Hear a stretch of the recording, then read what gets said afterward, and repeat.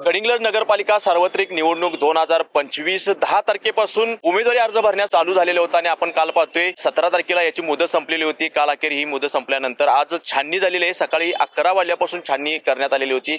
पहिल्यांदा नगराध्यक्ष पदाचे जे उमेदवारी अर्ज होते त्याच्यावर आक्षेप घेण्यात आलेला होता किंवा हरकती घेण्यात आलेल्या होत्या, त्या बाजूला ठेवून बाकी प्रभागाच्या जे काही हरकती होत्या त्या निकाली काढल्या आणि त्यानंतर आपण पाहतोय की नगराध्यक्ष पदाबाबत ज्या काही हरकती घेण्यात आलेल्या होत्या त्याला सामोर घेण्यात आलेलं होतं आणि विनोद बिलावर यांनी जे काही दोन्ही पॅनल मधून जे नगराध्यक्ष पदाचे दोन्ही उमेदवार जे आहेत त्यांच्यावर हरकती घेतलेल्या होत्या त्या विनोद बिलावर स्वतः आहेत आपल्या सोबत। काय सांगाल, दोन्ही नगराध्यक्ष दोन्ही पॅनल मधून जे उमेदवार आहेत त्यांच्यावर तुम्ही हरकती घेतलेला होता आणि आज छाननी दरम्यान काय झालं?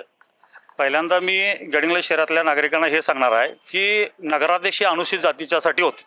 अनुसूचित जातीमध्ये असणारे समाज, त्यामध्ये ढोर समाज, चर्मकार समाज, मांग समाज, महार समाज, बुरड समाज व खाटीक समाज हे समाज त्यामध्ये येतात। बेडा जंगम देखील येतो, ह्याच्याबद्दल आम्हाला काही शंका नाही। पण जो उमेदवार आता जे दाखले काढले आहेत किंवा तिने दाखला ह्यामध्ये आता पहिल्यांदा मी तुरबटपट महेश महादेव साहेबांचं अर्जावरती मी पहिला माझं म्हणणं मांडतो। ह्याच्यावरती आमचे सागर संकपाळ साहेब कोल्हापूरवरून जे आमचे ॲडव्होकेट साहेब आले होते त्यांनी याच्यावरती हरकत घेतली आहे। तर आमचं असं म्हणणं आहे की तुरबटपट महेश महादेव हे आहेत हे हिंदू लिंगायत समाजाचे आहेत आणि त्यांचा जो वडिलांचा दाखला काढलेला आहे तो महादेव शंकराय तुरबटमठ हे दाखला काढला। ह्यामध्ये 31/10/2005 रोजी हा दाखला बॅलिस्टरनाथ पै विद्यालयामधून लिहून घेण्यात आला आणि ह्या लेखी लिहिताना ह्याच्यामध्ये हस्ताक्षरमध्ये लिहिलेला आहे आणि ह्याच्या व्यतिरिक्त आमच्याकडे आणखीन दुसरी कॉपी आहे, त्यामध्ये फक्त हिंदू लिंगायत आहे। त्यामुळे महेश तुरबटमठचा निकाल आता जो काय येणार आहे त्याबद्दल जर इतर निवडणूक निर्णय अधिकाऱ्यांच्याकडे आम्ही न्याय मागितलेला आहे। न्याय जर आमच्या बाजूने लागेल तर आम्ही तो मान्य करतो। अगर न्याय जर विरोधात गेला तर आम्हाला पुढील कोर्टामध्ये आम्हाला दाद मागावी लागेल। त्यासाठी आम्हाला ॲडव्होकेट साहेब सागर संकपाळ साहेब यांनी जी या ठिकाणी सहकार्य केलं आहे त्याबद्दल मी पहिला त्यांचा खुलासा करतो। त्यानंतर दुसरा उमेदवार आहे तो गंगाधर राजशेखर हिरेमठ यांचा आहे। गंगाधर राजशेखर हिरेमठच्या कामामध्ये आमचे दोन्ही आहेत, सागर संकपाळ साहेब आणि ॲडव्होकेट DB नागोडा साहेब हे दोन वकील ह्या ठिकाणी आपले म्हणणं मांडलेलं आहे। ह्यामध्ये मला म्हणायचं आहे की गंगाधर राजशेखर हिरेमठ ज्यावेळेला 2016ला इलेक्शन लढवली ह्या ॲफिडेविटमध्ये त्यांनी स्पष्ट म्हटलेलं आहे की मी 2016ची जी इलेक्शन लढवलेली आहे त्यामध्ये तिने ॲफिडेविटमध्ये स्पष्ट उल्लेख आहे की मी OBC म्हणून लढवली, हा त्यांचा मान्य केला आहे। आणि त्यांनी आज इथं ज्यावेळेला आम्ही कोर्टात निवडणूक निर्णय अधिकाऱ्यांच्याकडे हे केलं त्यावेळी तिने असं म्हटलं आहे दिनांक 4/11 रोजी आम्ही प्रांत साहेबांच्याकडे सदरचा दाखला रद्द करून नवीन दाखला मिळावा असं तिने मागणी केली आहे। पण ज्या वेळी कायदा काय म्हणतो, जर तुम्ही दाखला एखादा पहिला काढलेला असेल आणि तो तुम्ही रद्द करण्यासाठी दिलेला असेल, जोपर्यंत तो रद्द केलेली ऑर्डर कॉपी मिळत नाही तोपर्यंत तुम्ही दुसरा दाखला काढायचा नसतोय।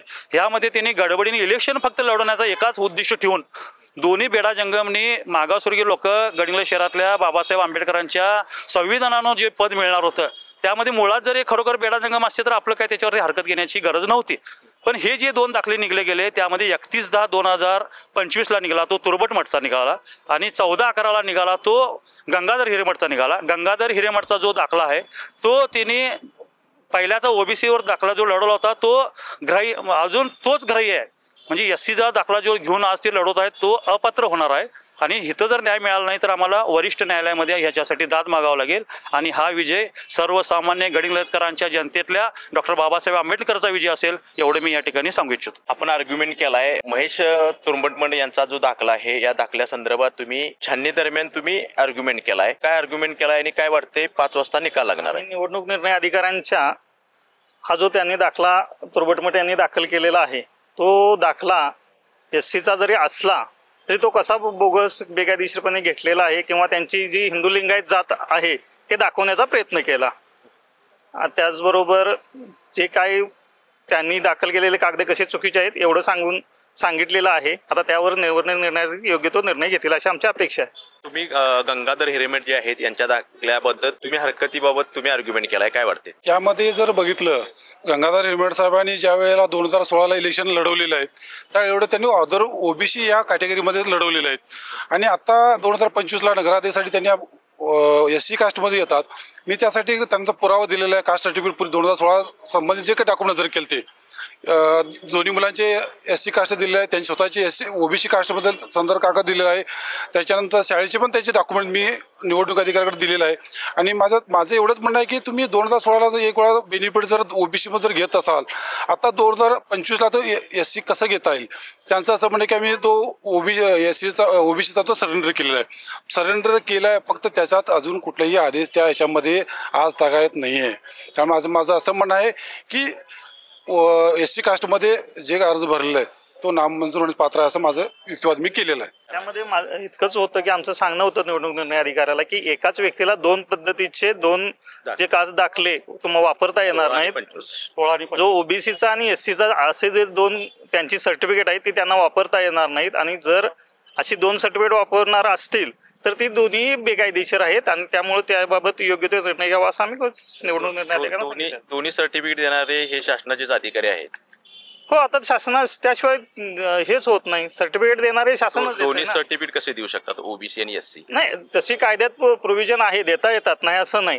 पण जेव्हा तुमच्याकडे जर ओबीसी असेल आणि तुमची जर जात त्यानंतर काही शासनाच्या निर्णयानुसार किंवा काही जर डॉक्युमेंट्स तुमच्याकडे उपलब्ध असतील अन्य जातीचे तर तुम्हाला पहिलं जात प्रमाणपत्र आहे ते रितसरपणे रद्द करून घ्यावं लागतं आणि त्यानंतर ते तसं ॲफिडेव्हिट दाखल करून दुसरं सर्टिफिकेट घ्यावं लागतं. यामध्ये असं काही दिसत नाही आहे. ते आम्ही निवडणूक निर्णय अधिकाऱ्यांच्या लक्षात आणलेलं आहे. दोन्ही जे नगराध्यक्ष पदाचे उमेदवार जे आहेत या उमेदवारांच्यावर हरकत घेतलेली आहे. राष्ट्रवादीचे जे नगराध्यक्ष पदाचे जे उमेदवार आहेत त्यांच्या वडिलांचा बॅरिशनाथ पै मधून दाखला काढण्यात आलेला आहे. त्याच्यामध्ये हिंदू लिंगायत आणि त्यानंतर पुढे बेडा जंगम असा उल्लेख करण्यात आलेला आहे. त्यामुळे विनोद बिलावर यांनी शंका व्यक्त केलेली आहे किंवा हरकत घेतलेली आहे. याशिवाय गंगाधर हिरेमठ जे आहेत हे 2016 साली ओबीसी दाखला काढून नगरसेवक पदाची निवडणूक लढवलेली होते आणि आता 2025 मध्ये त्यांनी SC दाखला काढलेला आहे. त्यामुळे ती त्यांना शंका आहे. त्यामुळे त्यांनी हरकत घेतलेली आहे. अशा पद्धतीने छाननी दरम्यान माननीय तहसीलदार किंवा निवडणूक अधिकारी यांच्या समोर वकील साहेबांनी आपले आर्ग्युमेंट केलेलं आहे आणि आपल्याला न्याय मिळेल अशी अपेक्षा व्यक्त केलेली आहे. आणि निवडणूक अधिकाऱ्यांनी त्याचा टायमिंग